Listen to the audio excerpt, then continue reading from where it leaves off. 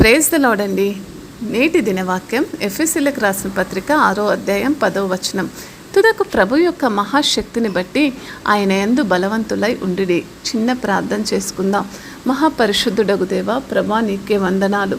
తండ్రి అయిన దేవా, పరిశుద్ధుడా, ప్రభా మీ మహాశక్తియు బలమును మేము తెలుసుకొనుటకు ఈ వాక్యాన్ని బట్టి మాతో మాట్లాడమని బతిమాలుకుంటున్నాం తండ్రి. ఏ స్నామంలో ప్రార్థిస్తున్నాం తండ్రి, ఆమెన్. చూడండి, మరి అనేకులకు యుద్ధానికి వెళ్ళే సైనికులకు వాళ్ళ దగ్గరున్న రీఫిల్స్, గన్స్, బాంబులు, వాళ్ళు ధరించే కవచము వాళ్ళకు బలమై ఉండొచ్చు. మరి ఒక రాజుకి, ఒక దేశానికి రాజుగా ఉన్న వ్యక్తి, తనకున్న సైనిక అధికారి, తనకున్న బలము, ధనము, ప్రజలు బలంగా ఉండవచ్చు. మరి మీకు, నాకు, మనకున్న తల్లిదండ్రులు, పరిస్థితులు బలం కావచ్చు. అయితే దేవుని కవచం గురించి ప్రసిద్ధ వాక్య భాగంని ఇక్కడ మనకు చూపిస్తుంది. పౌలు ఎఫెసీయులకు రాసిన తన లేఖను ఆధ్యాత్మిక బలాన్ని పిలుపుతో ముగిస్తున్నాడు. ఏమంటున్నాడంటే, విశ్వాసులు ప్రభువునందు బలవంతులుగా ఉండండి అని ఆయన చెబుతున్నాడు.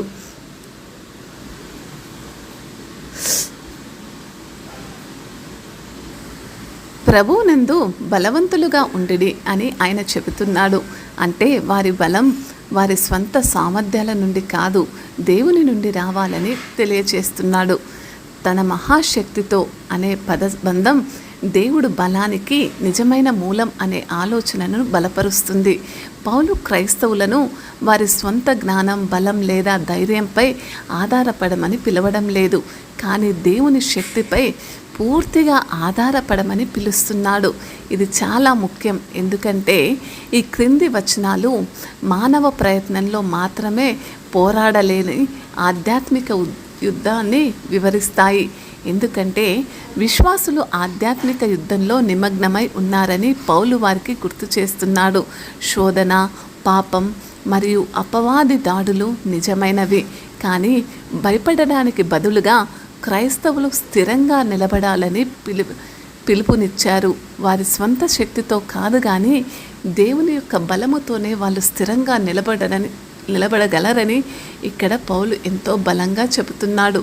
ఎఫెసీలోని విశ్వాసులు మరి ఇక్కడ అన్యమత ఆరాధన, ఆధ్యాత్మిక చీకటి మరియు హింసలతో నిండిన నగరంలో నివసించారు. వారు రోమా అధికారుల నుండి ఒత్తిడిని, అవిశ్వాసుల నుండి శత్రుత్వాన్ని మరియు వారి విశ్వాసాన్ని, రాజీ పడే శోధనను ఎదుర్కొంటూ ఉన్నారు. అయితే పౌలు మాటలు వారిని ప్రభువులో బలంగా నిలబడమని ప్రోత్సహిస్తున్నాయి. వారి నిజమైన శత్రువు వ్యక్తులు కాదు, కానీ అనేక రకమైన ఆధ్యాత్మికంగా వాళ్ళని కృంగదీసే పరిస్థితులే వాళ్ళ నిజమైన శత్రువులని తెలుసుకోమన్నాడు. అయితే చూడండి, అందుకే దేవాతి దేవుడు క్రైస్తవులు తమంతట తాముగా ఆధ్యాత్మిక యుద్ధాలు చేయలేరని పరిగణిస్తూ చాలామంది తమ సొంత తెలివితేటలు, క్రమశిక్షణ లేదా నైతికతపై ఆధారపడటానికి ప్రయత్నిస్తారు. అవునా కాదా? కానీ నిజమైన బలం దేవుని నుండి మాత్రమే వస్తుందని పౌలు స్పష్టంగా చెబుతున్నాడు. క్రైస్తవ జీవితం మరి కేవలం ఒక జీవితమే, అంటే అన్యులు జీవించేటట్టు కాదు అని కూడా ఇది విశ్వాసులకు గుర్తు చేస్తుంది. ఆధ్యాత్మిక శత్రువుల నుండి నిజమైన వ్యతిరేకత ఉంది. అయితే మరియు విశ్వాసులు దేవుని బలంపై చురుకుగా ఆధారపడాలి. ఆయన మహాశక్తి అనే పదబంధం యేసును మృతులలో నుండి లేపిన అదే శక్తిని సూచిస్తుంది. మరి ఈ శక్తి క్రీస్తుని విశ్వసించే వారందరికీ కూడా అందుబాటులో ఉంటుందని జ్ఞాపకం పెట్టుకోమని బహుబలంగా చెబుతున్నాడు. ప్రభువు నుండి బలం వస్తుందని గుర్తించడం విశ్వాసులను గర్వించకుండా కాపాడుతుంది. ఇది మరి వాళ్ళ సొంత శక్తి కాదు, కానీ కేవలం వాళ్ళు కలిగి ఉన్నది యావత్తూ కూడా దేవుని యొక్క బలమే అని వాళ్ళని బలపరుస్తుంది. అయితే చూడండి, మరి ఐక్యత, పవిత్రత, కుటుంబ సంబంధాలు మరియు క్రైస్తవ జీవనం ఈ చివరి ఆజ్ఞకు దారితీస్తూ చూపిస్తుంది. ఏమంటే, ప్రభువులో బలవంతుడిగా ఉండండి అని పౌలు ఈ బలాన్ని తన మహాశక్తికి కూడా అనుసంబంధిస్తున్నాడు. ఈ పదబంధం ఎఫెసీయులకు రాసిన పత్రికలోని ఇతర భాగాలను ప్రతిబింబిస్తుంది. ఇవి దేవుని బలాన్ని, ముఖ్యంగా క్రీస్తు పునరుద్ధానంలో మరియు చెడుపై ఆయన విజయంను నొక్కి చెబుతుంది. యెహోషువ గ్రంథం 1వ అధ్యాయం 9వ వచనం చూసినట్టయితే, నేను నీకు ఆజ్ఞాపించలేదా, నీవు బలముగా ధైర్యముగా ఉండుము, భయపడకుము, నిరుత్సాహపడకుము, నీవు ఎక్కడికి వెళ్ళినా నీ దేవుడైన యెహోవా నీకు తోడై ఉన్నాడు అని కీర్తనకారుడు కూడా అంటున్నాడు. 28వ కీర్తన 7వ వచనంలో, యెహోవా నా బలము, నా కైడము, నా హృదయము ఆయన యందు నమ్మిక ఉంచుచున్నది, ఆయన నాకు సహాయము చేయను అంటున్నాడు. యెషయా గ్రంథం 40వ అధ్యాయం 31 చూసినట్టయితే, యెహోవా యందు ఆశ పెట్టుకున్న వారు తమ బలమును నూతన పరుచుకును అంటున్నారు. మరి అదేవిధంగా కొరింథీయులకు రాసిన 2వ పత్రిక 12:9 అధ్యాయం మనం చూసినట్టయితే, 12వ అధ్యాయం 9వ వచనం చూసినట్టయితే, నా కృప నీకు చాలును, బలహీనత యందు నా శక్తి పరిపూర్ణమగుచున్నదంటున్నాడు. నేటి క్రైస్తవులు మరి ఇప్పటికీ ఆధ్యాత్మిక యుద్ధాలను ఎదుర్కొంటున్నారు. శోధన, సందేహము, హింస మరియు శత్రువు యొక్క అబద్ధాలు. మరి నిజంగా వీటన్నిటి నుంచి మనం బయటపడాలి అంటే కొన్ని 4 విషయాలు మనం అర్థం చేసుకోవాలి. మీ మీది కాదు, మీరు దేవుని మీదనే మీరు ఆధారపడండి. నిజమైన బలం మీ సొంత సామర్థ్యాలపై కాదు, కానీ ఆయనపై నమ్మకం ఉంచడం ద్వారానే వస్తుంది. రెండోదిగా ఆధ్యాత్మిక యుద్ధాన్ని గుర్తించండి. జీవితం కేవలం శారీరక సవాళ్ళ కంటే ఎక్కువగా పనిలో నిజమైన ఆధ్యాత్మిక శక్తులు ఉన్నాయి. అయితే మూడోదిగా ప్రతిరోజు బలం కోసం ప్రార్థించండి. సైనికులు యుద్ధానికి సిద్ధం కావాల్సినట్లే క్రైస్తవులు కూడా ప్రార్థన మరియు ఆయన వాక్యం ద్వారా దేవుని శక్తిని వెతకాలి. నాలుగోదిగా భయంతో కాదు, ఆత్మవిశ్వాసంతో జీవించండి.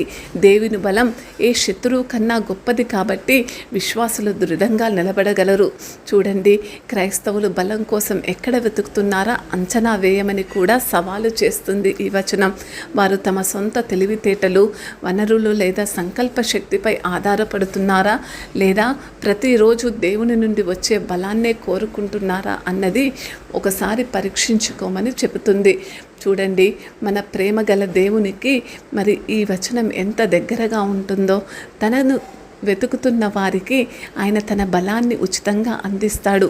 తమ అనుచరులను తమపై ఆధారపడాలని ఆశించే లోకనాయకుల మాదిరిగా కాకుండా దేవుడు తన ప్రజలకు స్థిరంగా నిలబడటానికి అవసరమైన శక్తిని ఇస్తాడు. చూడండి, ఈ వచనం దేవుడు తన పిల్లల పోరాటాలలో వ్యక్తిగతంగా పాల్గొనడానికి కూడా మరి ఎంతో బలాన్ని చూపిస్తుంది. చూడండి, అందుకే అంటున్నాడు, విశ్వాసులకు బలాన్ని అంతిమ మూలమే మరి యేసు. ఎందుకంటే యేసు పాపాన్ని, మరణాన్ని జయించాడు. యేసు స్వయంగా తండ్రిపై ఆధారపడ్డాడు. యేసు తన అనుచరులకు పరిశుద్ధాత్మ ద్వారా శక్తిని ఇస్తాడు. అవును, అందుకే అపోస్తుల కార్యం 1వ అధ్యాయం 8వ వచనం చూసినట్టయితే, పరలోకానికి ఆరోహణమయ్యే ముందు వారు శక్తిని పొందుతారని ఆయన తన శిష్యులకు వాగ్దానం చేశాడు. ప్రభువునందు బలవంతులుగా ఉండుడి అనే పౌలు ఆజ్ఞ అంతిమంగా బలానికి నిజమైన మూలం అని ఆయనతో యేసు అనుసంబంధించడానికి ఉంటుంది. మనమందరం కూడా దేవునితో అనుసంబంధించడానికి కావాల్సిన పిలుపు అని మనం ఒకసారి గ్రహించుకోవాలి. అందుకే మన జీవితాలలో, మీ అందరి జీవితాలలో కూడా మీరు బలహీనంగా భావించే కొన్ని ప్రాంతాలు ఉంటే అవి ఏంటో గుర్తించండి. వాటిని మీ సొంత బలంతో కాకుండా దేవుని యొక్క బలం మీద ఆధారపడండి.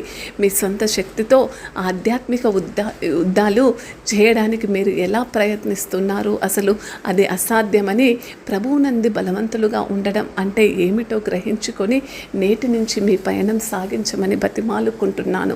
దేవాతి దేవుడిచ్చిన ఈ సందేశాన్ని బట్టి ప్రార్థిద్దాం.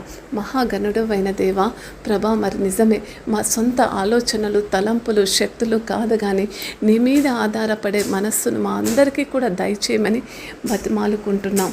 యేసు నామములో ప్రార్థిస్తున్నాం తండ్రి, ఆమేన్.